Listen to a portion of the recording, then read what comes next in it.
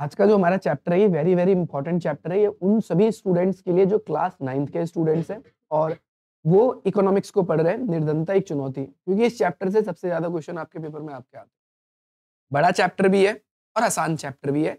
तो इस चैप्टर से आपके जितने भी एमसीक्यू या फिर आपके 3 मार्क्स के या फिर आपके 5 मार्क्स के जो क्वेश्चंस बन सकते हैं, हम उन क्वेश्चनों को भी डिस्कस करेंगे। और इस वीडियो को देखने के बाद में, इस लेक्चर को देखने के बाद में इस चैप्टर से रिलेटेड कोई भी डाउट या कोई भी क्वेश्चन आपके मन में नहीं रहेगा।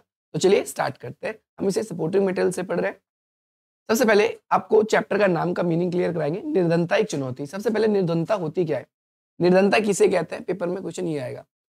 तो सबसे पहली बात, निर्धनता का मतलब होता है हमारे जीवन में हम कुछ न्यूनतम आवश्यकताएं हमारी, यदि हम उसको पूर्ति नहीं कर पाते ना, तो हम निर्धन की कैटेगरी में आते हैं। अब बोलोगे न्यूनतम आवश्यकताएं कौन कौन सी है? जैसे हमें खाना चाहिए, फूड चाहिए, रोटी जिसे बोलते हैं। जैसे हमें आवास चाहिए, रहने का स्थान। जैसे हम लोगों को अपना स्वास्थ्य है, स्वास्थ्य का मतलब होता है हमें अपना इलाज करवाना है वो। और इसके अलावा हमें कुछ शिक्षा चाहिए होती है। इसके साथ साथ व्यक्ति को अगर रोजगार नहीं मिल रहा, रोजगार का मतलब है काम धंधा, अगर ये नहीं मिल रहा तो व्यक्ति जो है निर्धन ही होगा। देखो, ये 5 चीजें हैं बेसिक, जिसे बोलते हैं जो बेसिक सी चीज है जो मनुष्य को मिलनी चाहिए। ये न्यूनतम आवश्यकता की उपयोग की वस्तु है। इसमें एक चीज देखो, खाने के साथ में पेयजल भी आ जाएगा। अब ये मत सोचना कि पेयजल नहीं आया, पेयजल भी इस कैटेगरी में आता है।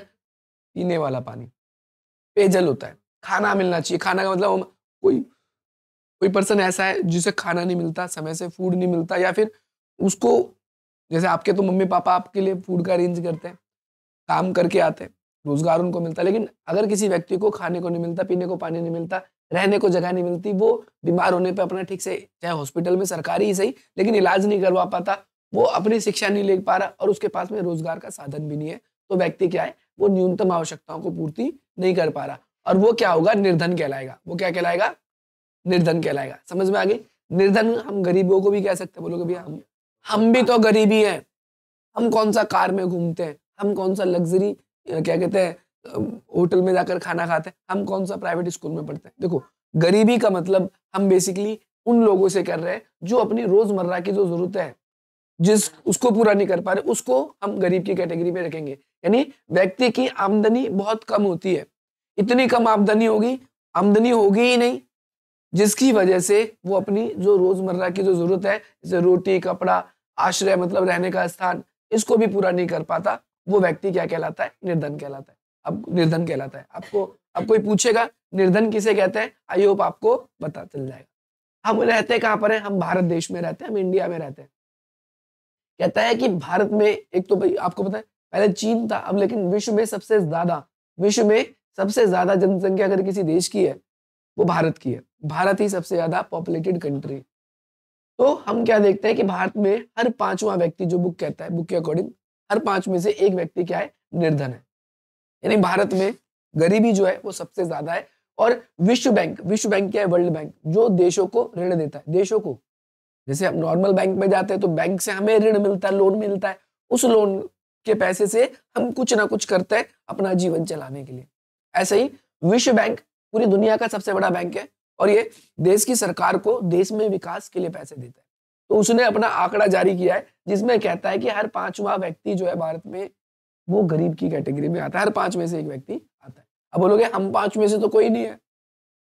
हम 5 में से कोई इसीलिए नहीं क्योंकि यहाँ पर हम सब गरीब नहीं है, लेकिन रोड पे हम जब जाएंगे और लोगों का जब हम डाटा निकालते हैं, कैलकुलेट करते हैं, तो हमें पता चलता है कि हम क्या है, गरीब की कैटेगरी में आते हैं। अब यहाँ पर 2 क्वेश्चन बन जाते हैं एमसीक्यू के लिहाज से। सबसे पहला क्या है कि भारत में हर 5वां व्यक्ति गरीब है, एक तो ये याद रखना है। दूसरा, दुनिया में सबसे अधिक गरीब क्या है? भारत में है। अच्छा, भारत में ही सबसे ज्यादा गरीब क्यों है? क्योंकि भारत में सबसे ज्यादा जनसंख्या है, इसीलिए सबसे ज्यादा गरीब भी भारत में ही है। इसका रीजन ये है। इसके बाद में शहरी निर्धनता। अब देखो, निर्धनता को हम 2 तरीके से कैटेगराइज कर रहे हैं, एक तो शहरों में और एक ग्रामीण इलाकों। शहरी निर्धनता क्या है कि भाई शहरों में, शहरी क्षेत्र में जो निर्धन लोग हैं वो कौन है? जैसे रिक्शा चालक। अब ये रिक्शा चालक मत सोचना जो ई रिक्शा चलाते हैं ना, ऐसे रिक्शा चालक जो, आप अगर सदर बाजार जाओगे या फिर आप चांदनी चौक के पुराने इलाके जाओगे, तो आज भी जो लोग साइकिल की तरह पेडल मार के रिक्शा चलाते हैं, वो लोग, उन लोगों को गरीबी की कैटेगरी में रखा गया है।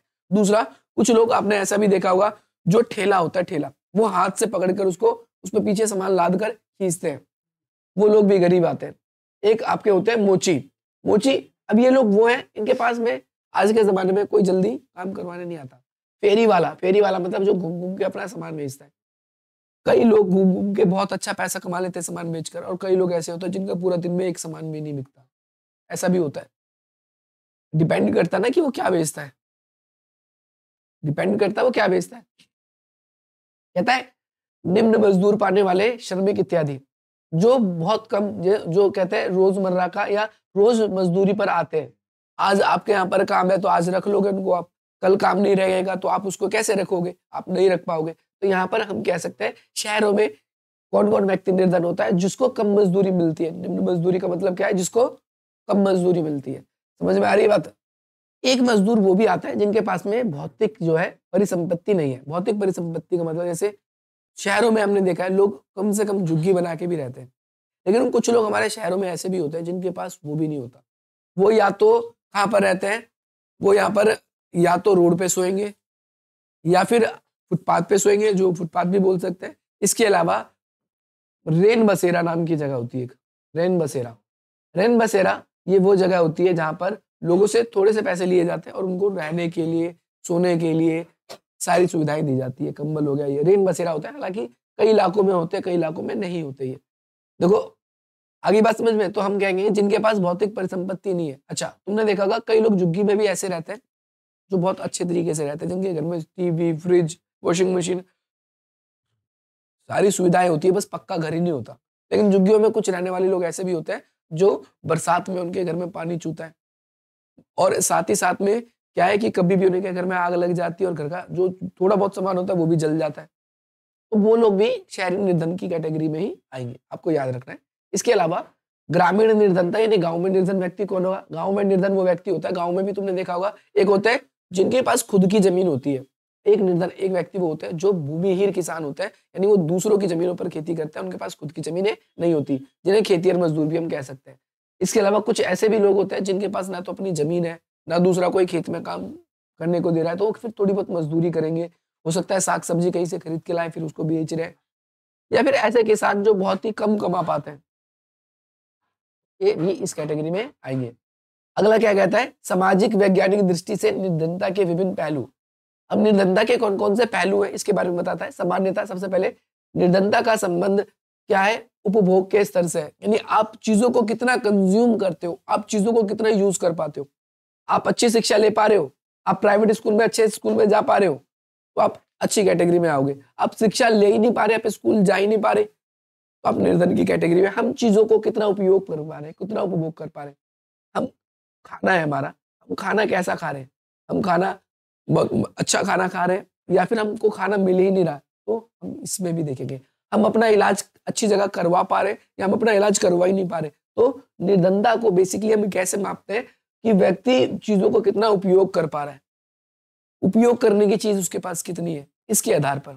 जैसे आप अपने स्कूल जाते हो तो जनरली कुछ बच्चे पैदल जाते हैं, कुछ बच्चे अपने पब्लिक व्हीकल लेते हैं, जैसे बस हो गया, रिक्शा हो गया, कुछ लोग अपने साइकिल से भी जाते हैं। लेकिन कुछ लोग ऐसे होते हैं जिनके मम्मी पापा उन्हें कार से छोड़ने जाते हैं, बाइक से छोड़ने जाते हैं, किसी का ड्राइवर लेने जाता है, ऐसा भी हो सकता है। देखा होगा फिल्मों में आपने। तो वो हम देख पा रहे हैं कि चीजें लोग कितना यूज कर पा रहे हैं, उसके हिसाब से वो निर्धन या फिर नहीं कहलाता। इसके अलावा उपभोग के स्तर के अलावा निर्धनता को और चीजों से भी जाना जाता है, जैसे आपके पास रोजगार है या नहीं, आप कहीं कुपोषण के शिकार तो नहीं हो। कुपोषण का मतलब क्या होता है कि आप जो खाना खाते हो उसमें सारे के सारे पोषक तत्व होते हैं कि नहीं। अब जनरली हम खाना खाते हैं तो दूध बहुत से कम बच्चे आजकल पीते हैं या उनको मिलता ही नहीं, हम कह सकते हैं। बहुत से कम लोग ऐसे हैं जो विटामिन की चीजें खाते हैं, बहुत से कम लोग ऐसे होते हैं जिन्हें फाइबर की चीजें मिलती है, बहुत से ऐसे लोग होते हैं जिन्हें कार्बोहाइड्रेट मिलता है, वसा मिलता है, बहुत से कम लोग होते हैं। आपने देखा होगा कई कई घरों में पराठे जो होते हैं वो कभी कभी बनते हैं, और कई घरों में ऐसा होता है कि तेल वाला या फिर ऐसा जो जो हमें ज्यादा लजीज या स्वादिष्ट खाना लगता है वो बनता ही है, परंतु वो हमारे स्वास्थ्य के लिए हानिकारक होता है, वो अलग बात है। लेकिन जो सारा पोषण हमें मिलना चाहिए वो हमारे खाने से हमें मिलता है कि नहीं। हम जनरली खाते क्या है, या तो रोटी खाएंगे और साथ में सब्जी खाएंगे, या हम दाल चावल खाएंगे, जनरली यही खाते हैं। कुछ लोग नॉनवेज वगैरह भी खाते हैं तो वो लोग खाते हो, लेकिन जो फूड एक होता है जिसे हम बोलते हैं संतुलित आहार, संतुलित आहार हम नहीं ले पाते। हम उसके अंदर वसा, कार्बोहाइड्रेट, विटामिन, फाइबर, ये सारी की सारी चीजें। अब देखो जल की मात्रा की बात करें तो कई लोग क्या होते हैं फिल्टर वाला पानी पीते हैं, कई लोग सादा पानी पीते हैं, कई लोग सप्लाई वाला पानी पीते हैं, कई लोग कोई सा भी पानी मिल जाए पी लेते हैं। तो वो भी डिपेंड करता है कि हम चीजों को किस हिसाब से यूज कर पा रहे हैं। इसके अलावा स्वास्थ्य की सेवाओं में कमी, पेयजल है कि नहीं हमारे पास, ये सारी चीजें हमारी निर्धनता को डिसाइड करती है। एक होता है गरीबी रेखा, जिसे बोलते हैं निर्धनता की रेखा। अगर आप महीने में इतना कमाते हो तो आप गरीब नहीं हो, आप महीने का इतना नहीं कमाते तो आप गरीब हो। ये होती है निर्धनता रेखा। देखो कहता है कि आय, आय का मतलब होता है हमारी इनकम। हमारी इनकम जो है इतनी है कि हम अपनी रोजमर्रा की जो चीज है उसको खरीद पा रहे हैं, खाना खरीद पा रहे हैं, अपना इतना पैसा है कि नॉर्मली हम अपना इलाज कर पा रहे हैं, मकान का किराया, मकान नहीं तो किराए पे रह रहे हैं तो घर दे पा रहे हैं, मकान का किराया दे पा रहे हैं, वो सारी चीजें। तो अगर हम एक इतनी इनकम कमा पाते हैं जिससे हम अपनी रोजमर्रा की जरूरतों को पूरा कर पाते हैं तो वो हम गरीबी रेखा से क्या होते हैं नीचे नहीं कहलाते। और अगर हम उतना नहीं कमा पाते तो हम गरीबी रेखा के नीचे कहलाएंगे। बोलो समझ में आ गया? गरीबी रेखा क्या है, ये निर्धनता की रेखा क्या है कि हमारी इनकम जो हमारी आय है वो आय कितनी है। आय अगर हमारी इतनी है कि हम अपनी जरूरत की चीजों को खरीद पाते हैं, सारे उपयोग कर पाते हैं, तो हम गरीबी रेखा के नीचे नहीं कहलाएंगे, नहीं तो गरीबी रेखा के नीचे कहलाएंगे। अच्छा आपने देखा होगा राशन मिलता है, राशन मिलता है ना, तो राशन किन लोगों को मिलता है? जो गरीबी रेखा के नीचे, जो इतना नहीं कमा पाते, सरकार उनको खुद ही देती है राशन। ठीक है, कहता है असुरक्षित समूह। असुरक्षित समूह कौन से? ऐसे समूह देखो, अनुसूचित जाति जिसे बोलते हैं एससी, अनुसूचित जनजाति जिसे बोलते हैं हम एसटी, और जो ग्रामीण इलाकों में जो लोग रहते हैं। आगे कहता है कि जो व्यक्ति एससी एसटी या फिर जो ग्रामीण इलाकों में रहने वाले ऐसे मजदूर हैं जिनके पास अपनी खुद की जमीन नहीं है और वो दूसरों के यहाँ पर काम करते हैं। सीधी सी बात है, जब दूसरों के यहाँ काम करते हैं तो जब काम मिलेगा अब भाई उसको चीजें होंगी। अब शहरों में तो है नहीं कि चल भाई यहाँ काम नहीं मिला तो दूसरी जगह पता कर लिया, इस जगह नहीं मिला तो दूसरी फैक्ट्री में चले गए, कहीं मजदूरी कर लिया, कुछ भी करके लोग अपना जीवन क्या कर लेते हैं, चला लेते हैं शहरों में। लेकिन ग्रामीण इलाकों में इतने ऑप्शन ही नहीं होते। सी बात है। तो कहता है कि जो ग्रामीण इलाकों में जो श्रमिकों के परिवार हैं या फिर नगरीय अनियमित मजदूर परिवार है। अनियमित मजदूर का मतलब क्या होता है? आज काम है लेकिन कल काम है, होगा कि नहीं होगा नहीं पता। जैसे हमारे पिताजी कहीं काम करते हैं किसी फैक्ट्री में या फिर किसी ऑफिस में या फिर किसी दफ्तर में या कोई दुकान है छोटी मोटी, तो एक पक्का है कि भाई रोज आना है, काम करना है आपको। लेकिन अनियमित मजदूर क्या है? आज यहाँ काम कर रहा है, आज उसको रोजगार मिल गया, 2 दिन तक उसका घर बन रहा है तो उसने मसाला बना के दे दिया, कुछ ऐसी की काम कर दिया, या उसका बोझा उठाना था बोझा उठा लिया, लेकिन 10 दिन बाद वहां पर वो काम नहीं है। अब उसको कहीं काम मिलेगा तो काम ऐसे होंगे, नहीं तो कोई ऐसे थोड़ी पैसे दे देगा। ऐसे लोगों को बोला जाता है अनियमित मजदूर। तो भाई ऐसे परिवार क्या है, वो निर्धनता के प्रति जो है सर्वाधिक असुरक्षित है, यानी वो सबसे ज्यादा असुरक्षित है, यानी वो निर्धन की कैटेगरी में सबसे ज्यादा आते हैं। क्यों? क्योंकि जब तक उन्हें काम मिलेगा, जब तक सारी चीजें होंगी तब तक तो ठीक चलेगा, लेकिन जैसे ही काम मिलना बंद हो जाएगा वो अपनी जरूरत की चीजों को नहीं खरीद पाएंगे। कहता है अंतरराष्ट्रीय अंतरराज्यीय असमानता। अब हम देखते हैं कई राज्य हैं, जैसे हम अलग अलग राज्यों को देखते हैं। एक राज्य देते हैं जैसे लेते हैं बिहार, एक राज्य लेते हैं जैसे पंजाब, एक राज्य लेते हैं जैसे आपका केरल, एक राज्य लेते हैं हम अपना झारखंड, एक राज्य लेते हैं असम। अब बोलोगे भाई ये अलग अलग राज्य क्यों ले रहे हो और कैसे ले रहे हो? कभी एक कोने से ले रहे हो, कभी एक कोने से ले रहे हो असम, और एक मैंने ले लिया पर्वतीय इलाका, एक दो ले लेते हैं। जैसे एक ले लिया मैंने उत्तराखंड, उत्तराखंड, एक ले लिया मैंने कश्मीर, कश्मीर, एक आपने कहा उड़ीसा, तो लो भाई उड़ीसा ले लिया। दिल्ली को भी ले लिया, दिल्ली वैसे राज्य नहीं है लेकिन ले लेते हैं, दिल्ली केंद्र शासित प्रदेश है, दिल्ली भी ले लिया। एक यूपी ले लिया, अरे बस बहुत है। अब ध्यान से सुनना, ज्यादा एग्जाम्पल हो जाएंगे, लेने को तो और भी ले सकते हैं, अब समझने वाली बात है।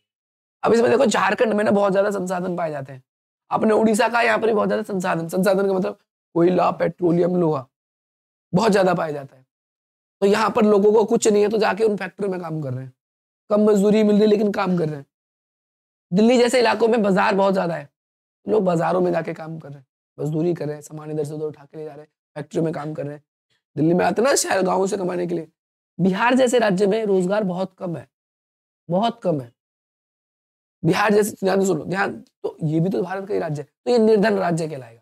और वहीं दिल्ली में रोजगार बहुत ज्यादा है, तो ये क्या है, थोड़ा सा अच्छा राज्य कहलाएगा, यहाँ पर लोग कमाने के लिए आते हैं। झारखंड वैसे है तो संसाधन से भरपूर, परंतु ये भी गरीब राज्यों में ही आता है। इसके अलावा कश्मीर, उत्तराखंड, अब बोलोगे भैया यहाँ ना तो यहाँ पर संसाधन पाए जाते ज्यादा, ना यहाँ ज्यादा खेती बाड़ी होती क्योंकि पहाड़ी इलाका है, घूमने जाते हैं, तो रोजगार का अलग साधन भी हो सकता है कि वहां पर उन्होंने टूरिज्म प्लेस बना दिए, लोग वहां पर पैसा खर्च कर जाते हैं, कुछ दिन ठहरते हैं, रुकते हैं, वहां की चीजों को ऑब्जर्व करते हैं, अच्छा लगता है, दोबारा जाते हैं, बहुत से लोग जाते हैं, देखते हो ना। तो यहाँ पर अलग है। तो अब देखो पंजाब की बात करते हैं, तो पंजाब में देखो खेती बाड़ी सबसे ज्यादा होती है, क्योंकि 5 नदियां भी हैं और वहां पर विदेश में लोग बहुत जाते हैं। तो अलग अलग राज्य अलग अलग तरीके के हो सकते हैं। वही कह रहा है कि भाई प्रत्येक राज्य में निर्धनता का अनुपात अलग अलग है, किसी राज्य में रोजगार ज्यादा है, किसी राज्य में संसाधन ज्यादा है, किसी राज्य में जनसंख्या भी ज्यादा है। तो वहां पर क्या है, संसाधन ज्यादा होने की वजह से वहां पर रोजगार के साधन ज्यादा हो सकते हैं, जनसंख्या ज्यादा होने की वजह से वहां पर फैक्ट्री वगैरह इंडस्ट्री एरिया ज्यादा हो सकता है। लेकिन सब जगह जैसा नहीं होगा, कोई राज्य ऐसे अमीर हो सकता है, कोई राज्य गरीब भी हो सकता है। समझ में आ गई बात, समझ में कि नहीं। देखो बिहार जो है सबसे निर्धन राज्य है, क्योंकि वहां पर वहां के लोग ही बहुत हरामी होते हैं। पहली बात तो हरामी का मतलब ये है कि बहुत तेज होते हैं वो। मैं खुद भी बिहार से संबंध रखता हूँ, इसीलिए मैं आपको खुद ही एक्सपीरियंस साझा कर रहा हूँ। हम गाँव जाते हैं तो हम लोगों को देखते हैं, लोग बताते हैं। अब जैसे यहाँ पर कुछ राज्य जैसे कहता है मध्य प्रदेश, असम, देखो असम में कुछ है नहीं है, चाय की खेती सबसे ज्यादा होती है। और चाय आपको पता है, सुबह हमारा पेट भरे ना भरे 10 रुपए की चाय पीने हम दुकान पे जाते हैं, घर पे भी पीते हैं, लेकिन उससे क्या मिलता है, एक स्वाद मिलता है और कुछ नहीं होता। चाय पीते हैं, चाय पीने से कुछ नहीं होता। 10 रुपए का अगर हम 10-20 रुपए का अगर हम कुछ बना के मंगा के खाते हैं तो कुछ एक तरीके से पेट भरता है हमारा, या कुछ ना कुछ जगह होती है, लेकिन चाय पीने से कुछ नहीं होता, स्वाद होता है। और चाय इतना ज्यादा उत्पादन होता है, चाय इतना उत्पादन होता है कि वो बहुत पैसा कमाते हैं वहां के लोग। ऐसे ही ऐसे देखो कहता है उत्तर प्रदेश में भी बहुत ज्यादा जनसंख्या है। दिल्ली तो राज्य है नहीं है, लेकिन उत्तर प्रदेश की बात करते हैं, हम यूपी की बात करते हैं, तो सबसे ज्यादा पॉपुलेटेड अगर कोई राज्य पूरे इंडिया में तो वो यूपी है। तो यूपी में जनसंख्या भी ज्यादा है, जैसे गाजियाबाद हो गया उत्तर प्रदेश में, नोएडा हो गया उत्तर प्रदेश में। तो ये वो इलाका है जो जो जो काफी ज्यादा आज के जमाने में बहुत डेवलप हो रहे हैं। आईटी के मामले में, रोजगार के मामले में बहुत सारी कंपनियां हैं जो वहां पर अपने हेड ऑफिस वगैरह बना रही है, लोग रोजगार के लिए वहां पर जाते हैं। तो कुछ राज्य ऐसे हैं जो जहाँ पर जो है निर्धनता ज्यादा है। अब निर्धनता होने ज्यादा का रीजन क्या है, वहां पर संसाधन ज्यादा हो सकते हैं, किसी राज्य में कम हो सकते हैं। वहां की देखो, अब मैंने एक राज्य नाम लिखा था केरल। केरल पता है क्यों लिखा था, पूरे इंडिया में सबसे ज्यादा पढ़े लिखे लोग अगर कहीं पाए जाते हैं तो केरल में पाए जाते हैं। तो जहां पर लोग ज्यादा पढ़े लिखे होंगे वहां रोजगार ऑटोमेटिकली जनरेट होना शुरू हो जाता है। अनपढ़ व्यक्ति क्या करेगा, मजदूरी कर लेगा, फैक्ट्री में काम कर लेगा, खेती बाड़ी कर लेगा, पढ़े लिखा कोई काम नहीं कर सकता। जो पढ़ा लिखा व्यक्ति होगा वो कंप्यूटर पे काम कर लेगा, टैली कर लेगा, रिकॉर्ड वगैरह रखने का काम कर लेगा, बहुत सारे काम कर सकता है जो एक अनपढ़ व्यक्ति नहीं कर सकता। अब बोलोगे भाई पहले जमाने में भी तो होते थे। अब पहले जमाने और अब के जमाने में बहुत अंतर आ गया। एक कहता है वैश्विक निर्धनता, वैश्विक निर्धनता भी ऐसी है, बहुत सारे देश ऐसे हैं जहां पर जनसंख्या क्या है, बहुत कम है। जैसे डेनमार्क, स्वीडन, नॉर्वे, ये वो देश है जहां पर जनसंख्या कम है। और डेवलपमेंट देखोगे पूरी दुनिया में सबसे ज्यादा। आप यकीन नहीं मानोगे, इजराइल नाम का देश है जहां पर दिल्ली से भी कम पॉपुलेशन है, दिल्ली में जो हम रहते हैं उस देश के अंदर, और वो डेवलप हमसे बहुत ज्यादा है, बहुत ज्यादा विकसित है। जापान ऐसी एक कंट्री है जहाँ की जनसंख्या बहुत कम है, बहुत कम है, मतलब इतनी भी कम नहीं, कम है, लेकिन भारत से कितना डेवलप है। तो वहां की सरकार को कितने लोगों के लिए काम करना पड़ता है ये भी डिपेंड करता है, वहां का विकास कितना हुआ, वहां का डेवलपमेंट कितना हुआ। ठीक है। अब यहाँ पर कहता है कि भाई विश्व बैंक की परिभाषा के अनुसार प्रतिदिन जो $1.9 से कम कमाता है वो निर्धन है।